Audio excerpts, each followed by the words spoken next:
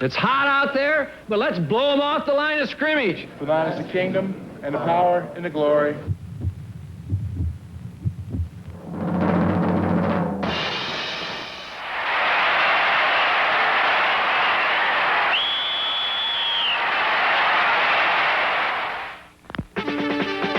At Cleveland's Municipal Stadium, the Browns and Steelers met in one of pro football's most bitter and enduring rivalries. In recent history, Pittsburgh has dominated Cleveland like they have the rest of the NFL, winning 9 of the last 10 games. 15,000 Steeler fans traveled to Cleveland, so the Browns not only had to defeat a team, but a town as well. Without the threat of injured Greg Pruitt, the Browns' running attack was a shambles, and the burden of victory rested squarely on quarterback Brian Sipes' ability to produce through the air.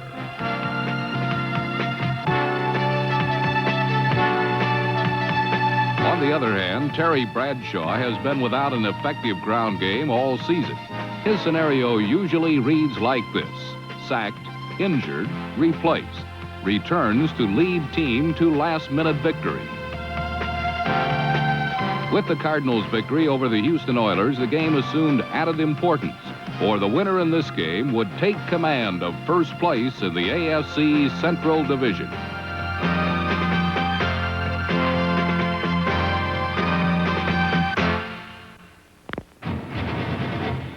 When the Steelers wear their grizzled game faces, they look tough enough to play the sport without a helmet.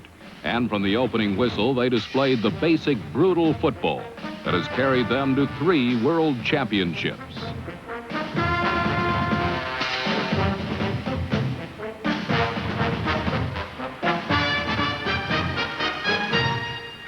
With a 3rd and 1 from the Browns' 7, Terry Bradshaw connected with number 89, tight end Benny Cunningham, for the game's initial score.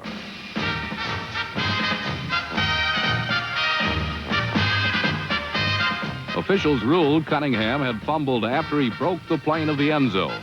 It was the first volley fired in a bombardment that resulted in an incredible 12 touchdowns by both teams.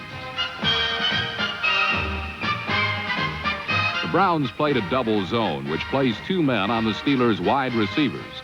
This strategy opened up things for Pittsburgh's tight ends and running backs.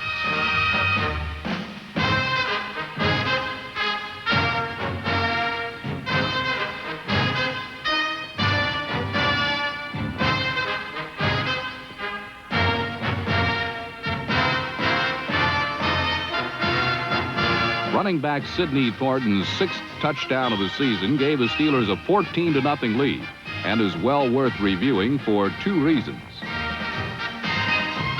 First, Bradshaw enjoyed impeccable protection from his offensive line. Secondly, Thornton, number 38, smartly ran to a vacated area and beat Cleveland's all-pro safety Tom Darden, number 27, to the ball and 6 points.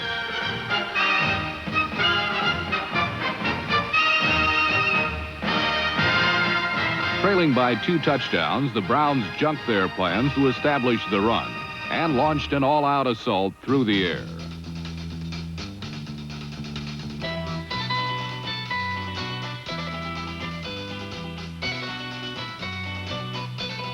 Number 47, Mel Blount, was called for interfering with wide receiver Ricky Feature, number 83. The penalty set up the Browns nicely, but Sipes' pass to Reggie Rucker sailed a fingertip too long.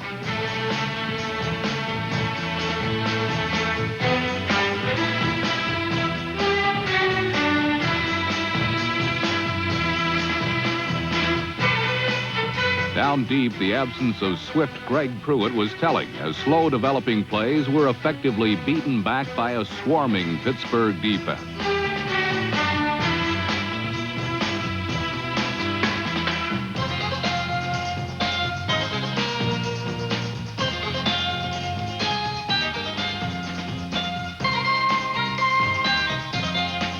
Late in the first quarter, the Browns ended up without their helmets and empty of points, when usually reliable Don Cockroft missed a 23-yard field goal.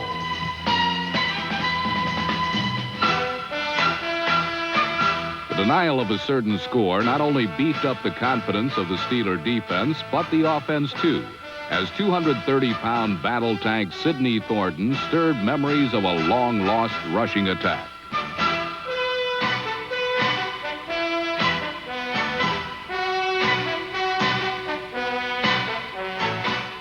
Facing a 3rd and 1 at the Steeler 29, the Cleveland defense massed at the scrimmage line with a goal line defense. A perfectly blocked play provided Franco Harris with a day at the races.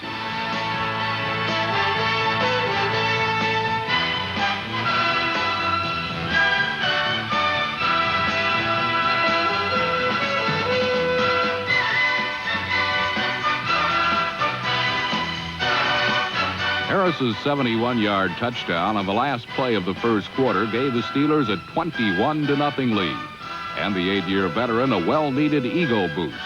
For more than a season, the Steelers' running attack, led by Franco Harris, has been out to lunch. Once so brilliant and electrifying, now so dim and lifeless, Franco, at least for one day, regained his magic touch.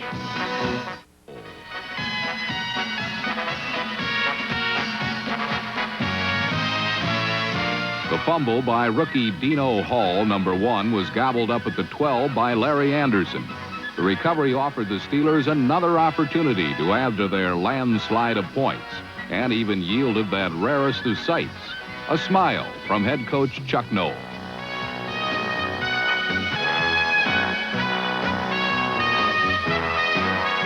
From the 12, the end zone loomed as large as Lake Erie to Terry Bradshaw. Jim Smith's touchdown was the Steelers' 4th in less than 16 minutes and showcased the talent and touch of their swift striking offense. Another look illustrates the perfection of a play which requires a deft lob by Bradshaw and the stretched-out athletic ability of a receiver like Jim Smith, number 86.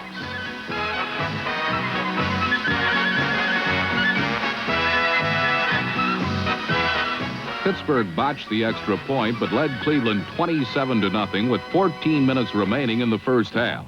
Finally, the Browns began to move on the hands and feet of running back Mike Pruitt, number 43.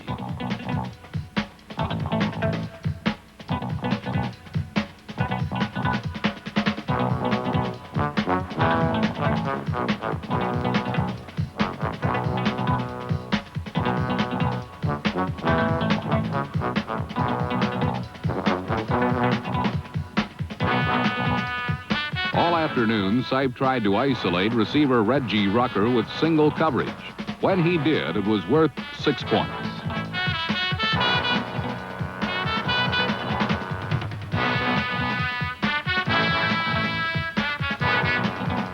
Rucker, number 33, has been the Browns' most reliable receiver and most consistent deep threat for several seasons. A second angle of the score reveals that Sipe's play-action fake froze Pittsburgh long enough to free Rucker, number 33, on safety Donnie Shell, number 31.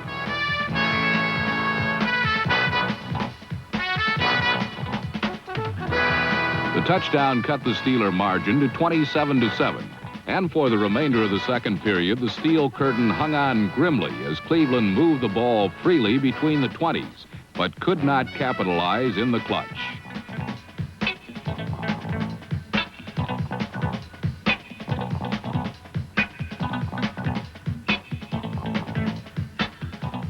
Ozzie Newsome's sparkling reception placed the Browns squarely on the 1-yard line.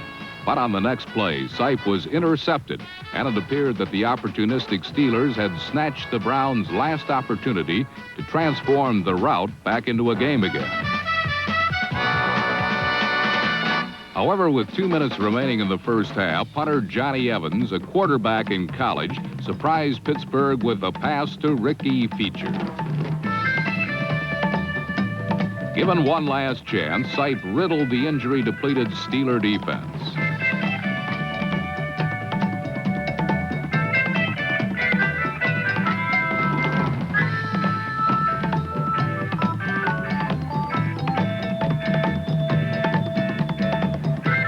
Calvin Hill is an old hand at finding the cavities in a defense in desperate times. Tight end Ozzie Newsome is new at this game, but is learning rapidly on the run.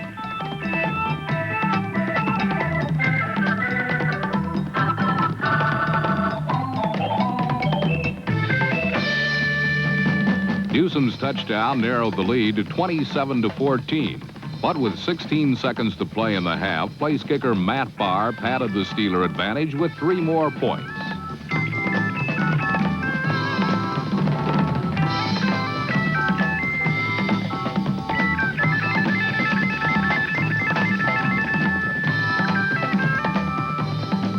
Every time the Browns seemed to mount a serious challenge, the resurgent Steelers responded in kind.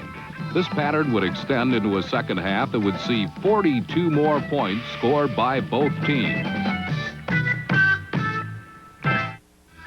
The Pittsburgh Steelers began the second half suffering from the Chinese food scoring syndrome. It had been nearly an hour since their last touchdown, and now they were hungry for more. Terry Bradshaw went for a quick score right off the bat, and very nearly got it. The narrow miss did little to curb the Steelers' appetite. Instead, they returned to their running game, and it continued to serve them well.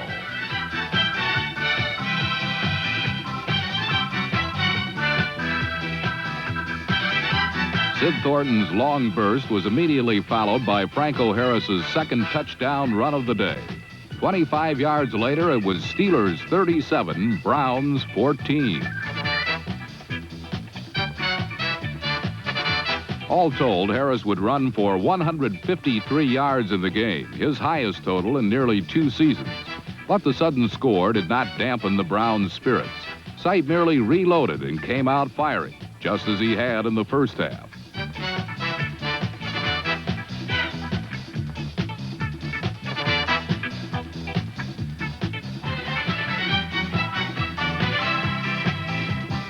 On a crucial 4th and 14 play, the Browns decided to go for it deep in Steeler territory. Calvin Hill turned the gamble into a sure thing.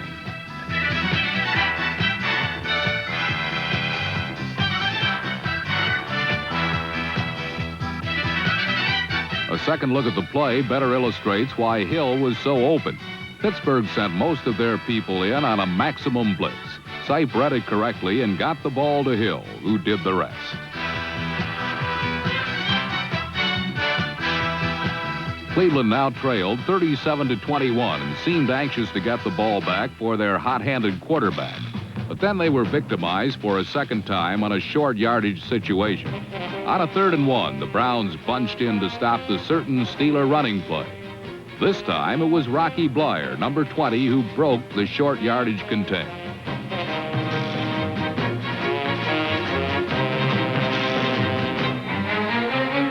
Bleier's 70-yard marathon was easily the longest run of his pro career. For the day, the Steeler backs would pile up over 360 yards, 4 touchdowns, and an 8 yards per carry average. A big chunk came from Bleier, probably the last Steeler runner you would expect to break a long one. Cleveland fortunes continued to nosedive on the next series when Sipe was intercepted by number 23 safety Mike Wagner. But this time, the Browns' defense held, and then a new hero emerged, 5'7", 160-pound punt returner Dino Hall. Playing in his first pro game, the smallest man in the NFL came up with a very big play.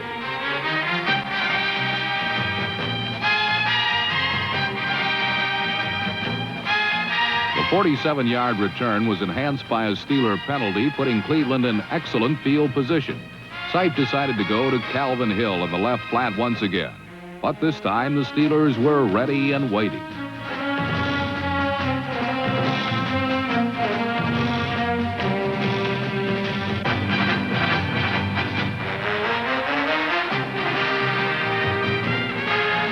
On 4th down, the Browns rolled the dice once again, with Sipe coming back to Hill. But even with no defenders around, Hill could not make the crucial catch for the first down.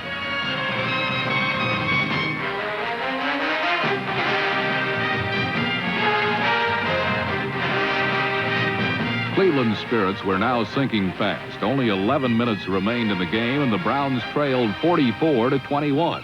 They needed a break, but so far the Steelers had played error-free football. However, that soon changed when Pittsburgh rookie runner Greg Hawthorne, number 27, made a costly fumble.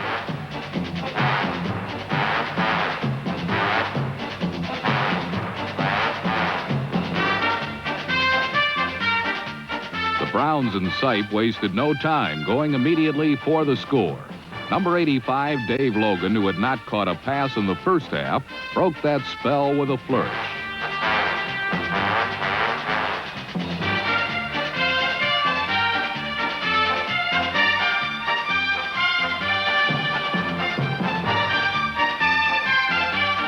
A replay shows that Logan was able to beat Steeler coverage because he had plenty of time to run the route.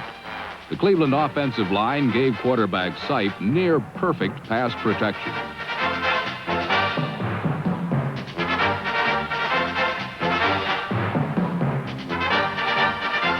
Now the Steelers and everyone else knew an onside kick was coming. But the surprise was that the ball was not booted by kicker Cockcroft, but by number 24, Randy Rich, instead.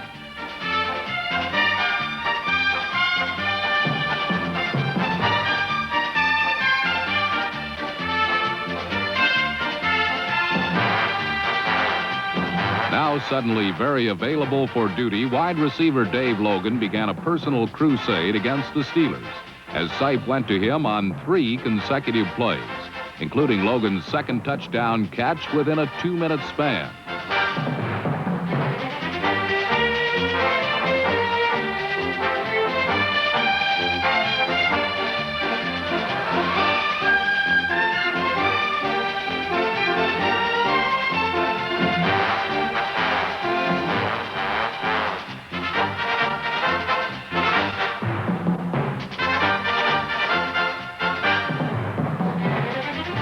Logan's amazing one-handed grab put the Browns right back in the game.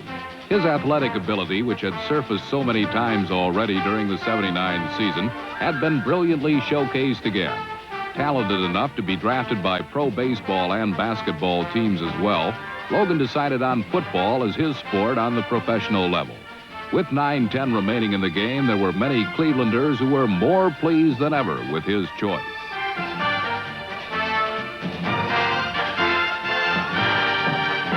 The score now is 44-35 Pittsburgh. For the better part of the game, the Steelers had tried to shake the Browns from their tail. But just when they thought they had seen the last of those pesky Brownies, they would reappear again. The defense couldn't stop Cleveland. That much was certain. And when Pittsburgh kick returner Larry Anderson, number 30, ran into an aroused gang of Cleveland specialists, it seemed that it wouldn't be long before the Browns would have possession once again.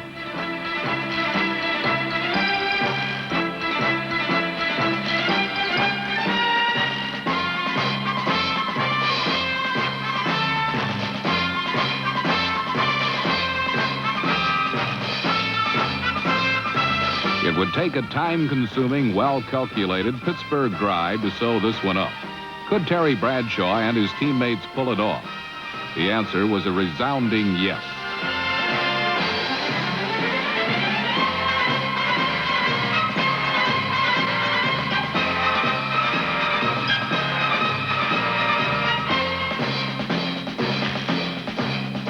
The Steelers froze the ball for over 8 minutes and pounded out 94 tough yards in the process. Bradshaw completed 3 key passes in the drive to bring the Steelers within reach of the Cleveland end zone.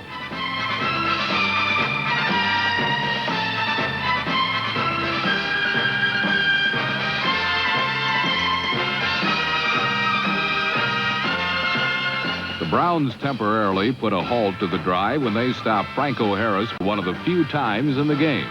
But for all intents and purposes, the time-consuming march had sealed the Browns' doom. When Sid Thornton finally skipped in with his second touchdown of the game, it was pretty much a ceremonial gesture. In a wild one, the Steelers had prevailed 51-35. In all-purpose yards accumulated, the two teams combined for a total of over 1,300 yards gained. When two division rivals play for first place, the hallmark of such a game is usually tight defense. That element was most distinctly absent in this affair. And in the end, it was Pittsburgh's ability to hold on to the ball that provided the best defense of the day. The Steelers are now alone at the top of the AFC Central. But these two teams meet again in November in Pittsburgh. When the fans come out for that one, they might want to bring along blanket, thermos, and a high-powered pocket calculator.